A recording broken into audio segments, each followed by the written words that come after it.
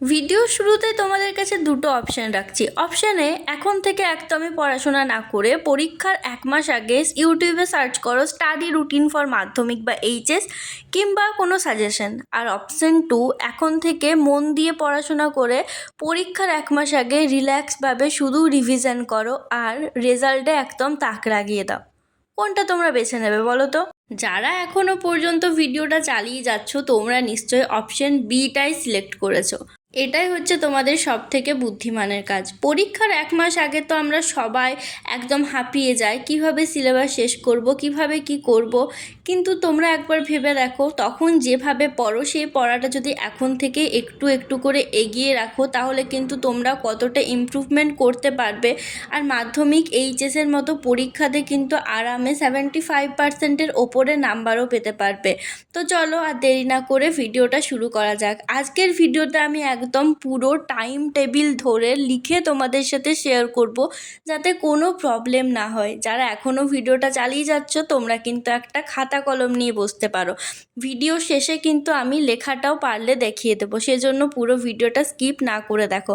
আর এর মধ্যে কিন্তু অনেক তোমাদের কিছু টিপস দেব, যেগুলো কিন্তু তোমরা এখন থেকেই যদি ফলো করো তাহলে কিন্তু পরীক্ষার 1-2 মাস আগে শুধুমাত্র আরামে রিভিশন করে যেতে পারবে। এখন যেহেতু জুনের শেষ, এখনই নিশ্চয় তোমরা স্কুল বাঙ্ক করে কিন্তু ভালো করে পড়াশোনাটা করতে পারবে না। সেজন্য আজকের রুটিনটা কিন্তু স্কুল টিউশনের টাইম আলাদা রেখে আমি পুরোটা শেয়ার করছি। আর প্রতিদিন স্কুল না গেলেও সপ্তাহে নিশ্চয়ই 3-4 দিন স্কুল যেতেই হয়। সেজন্য সব থেকে মেন যে জিনিস হয় সেটা হয় স্কুল টিউশন করে আমরা কিভাবে পড়াটা ম্যানেজ করব। এর জন্য কিন্তু সব থেকে মেন যেটা দরকার সেটা হচ্ছে টু ডু লিস্ট বানানো। প্রতি মাসের একটা করে টু ডু লিস্ট বানাও, কটার সময় স্কুল আছে, কখন ঘুম থেকে উঠবে, কখন কখন পড়ার টাইমটা রাখবে, সেটা হচ্ছে একটা মান্থলি টু ডু লিস্ট। আর প্রতিদিন একটা টু ডু লিস্ট করো যে আজকে কোন সাবজেক্টটা পড়বে। তোমরা যারা বোর্ড এক্সাম দেবে তোমাদের জন্য কিন্তু এই দুটো টু ডু লিস্ট খুবই ইম্পর্টেন্ট। যেদিন পড়ার সাবজেক্টগুলো রাখবে সেটা কিন্তু আগের দিন রাত্রেও করে রাখতে পারো। আমি ধরে নিচ্ছি সকলেরই প্রায় 7টা থেকে সকালে টিউশন থাকে, তাহলে তোমরা যদি 6:30টায় উঠে তাড়াতাড়ি করে রেডি হয়ে 7টায় টিউশন চলে যাও, সেখানে কিন্তু একটা পড়ার স্লট তোমরা মিস করে যাবে। সেজন্য যতই কষ্ট হোক 5টার মধ্যে কিন্তু ঘুম থেকে উঠে পড়ো। 5টায় ঘুম থেকে উঠে 5টা থেকে 5:30 পর্যন্ত একটু নিজের জন্য টাইম রাখো। একটু মেডিটেশন করা, ফ্রেশ হওয়া, এসব করতে করতে দেখবে 5:30 হয়ে যাবে। তারপর 5:30 থেকে 6:30 পর্যন্ত একটা পড়ার স্লট রাখো। এই টাইমে কোনটা পড়বে সেটা আমি তোমাদের ওপরই ছেড়ে দিলাম, কারণ কখন কার কোনটা পড়লে মনে থাকে সেটা তো আমি ঠিক করে বলতে পারবো না। তবে একটা জিনিস বলবো, তোমরা কিন্তু অনেকেই টেক্সট বইটা ভালো করে পড়ো না। কিন্তু দেখো, আমি এই জায়গাটা শুধু পড়লাম, এখান থেকে কত এমসিকিউ বেরোবে।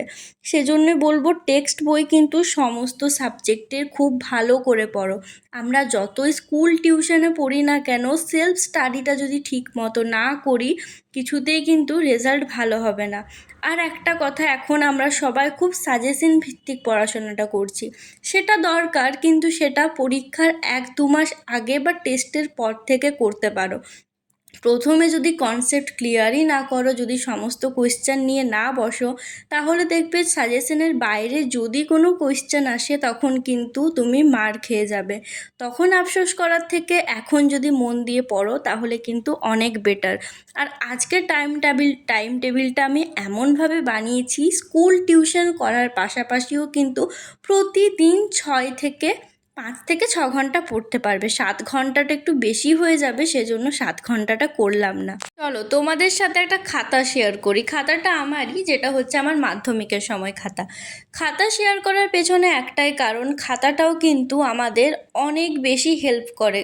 অনেককে দেখেছি একটা খাতার মধ্যে সমস্ত সাবজেক্ট একসাথে করে ফেলতে, কিন্তু সেই জিনিসটা কিন্তু কখনোই করো না। প্রতিটা সাবজেক্টের টিউশনের আলাদা আলাদা খাতা রাখো। এই খাতাটাতে শুধুমাত্র আমার প্রথম অধ্যায় আর সেকেন্ড অধ্যায়ই আছে। এই পুরো অধ্যায়ের যত কোয়েশ্চেন সমস্ত আমার এই খাতাতে নোট করা আছে। আর খাতাটা আমি এখনও রেখেছি, কারণ হিস্ট্রি হচ্ছে আমার সব থেকে ফেভারেট সাবজেক্ট, বাট আমি একটা খাতায় রাখতে পেরেছি। মাঝে আমাদের অনেক শিফটিংয়ের প্রবলেম ছিল, বাড়ি চেঞ্জ করা, সে সময় অনেক খাতাপত্র কিন্তু হারিয়ে গেছে। এই যে কোয়েশ্চেনগুলো দেখতে পাচ্ছ স্টার মার্ক দেওয়া আছে, এগুলো কিন্তু আমি নিজে নোট করতাম, আর যেগুলোতে নাম্বার দেওয়া আছে সেগুলো আমাকে টিউশনে করাতো, সেই সাথে কিন্তু আমি কবে কোনটা লেখাচ্ছি আমি সেটাও লিখে রাখতাম।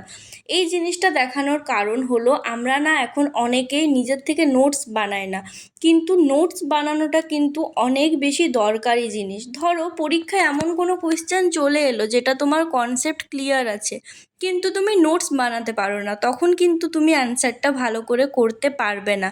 সেজন্য যতই টিউশনে পড়ো, স্কুলেও যদি কিছু করায় নোটস বানানো, নিজে সেলফ নোটটা কিন্তু অবশ্যই বানাও। আমি কিন্তু ইতিহাসের সমস্ত নোটস নিজেও বানাতাম, সেই সাথে টিউশনে যেগুলো করাতো সেগুলোও ফলো করতাম।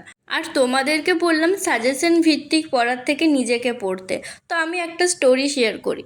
আমি যে বছর মাধ্যমিক দিয়েছিলাম সেই বছর সমস্ত সাজেশন বইয়ে, এবিটিএর টেস্ট পেপারে, সব জায়গায় কিন্তু সিপাহী বিদ্রোহের কারণ, বৈশিষ্ট্য, চরিত্র একটা না একটা কোয়েশ্চেন পেতামই, যেটা হচ্ছে 10 নাম্বারে। তো স্বভাবতই সেই কোয়েশ্চেনটা অনেক বেশি প্র্যাকটিস করতাম, সেই সাথে অন্যান্যগুলোও করেছি। আর আমাদের টাইমে সব থেকে হার্ড কোয়েশ্চেন এসেছিলো কিন্তু হিস্ট্রি থেকে।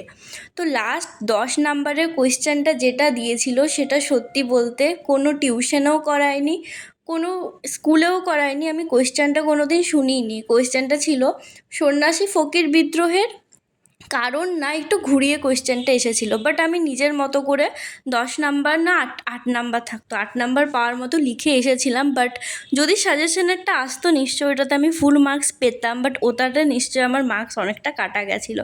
আমি এখনও কেন এত ভালো করে মনে রেখেছি বলো তো? যেহেতু আমার হিস্ট্রি ফেভারিট সাবজেক্ট ছিল, আমি প্রথম থেকেই চাইতাম আমার যেন হায়েস্ট মার্কস হিস্ট্রিতেই আসে, কিন্তু হিস্ট্রিতে পেয়েছিলাম 84, আর সব থেকে বেশি পেয়েছিলাম ভূগোলে 89।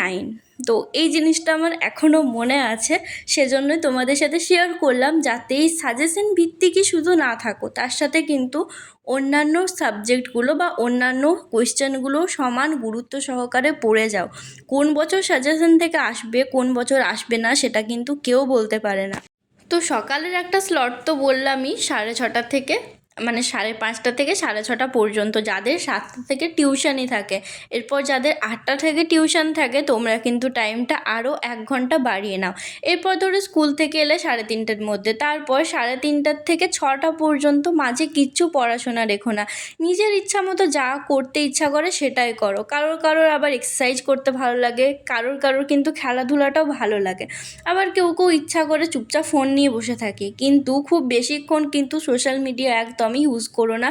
এই ক্লাস 10 এই সময়টাতে না খুব বেশি যদি ফোন অ্যাডিক্টেড হয়ে পড়ো, পড়াশোনাতে অনেকটা বেশি প্রভাব পড়বে। চলো এরপর ভিডিওর মেন পার্টে আসা যাক, সেটা হচ্ছে এই যে আমি যেটা লিখে রেখেছি সেটা তোমাদের সাথে শেয়ার করি। কিভাবে তোমরা রুটিনটা বানাবে, এখানে দেখতেই পাচ্ছ আমি একেবারে রাত 11টা পর্যন্ত একটা রুটিন বানিয়েছি।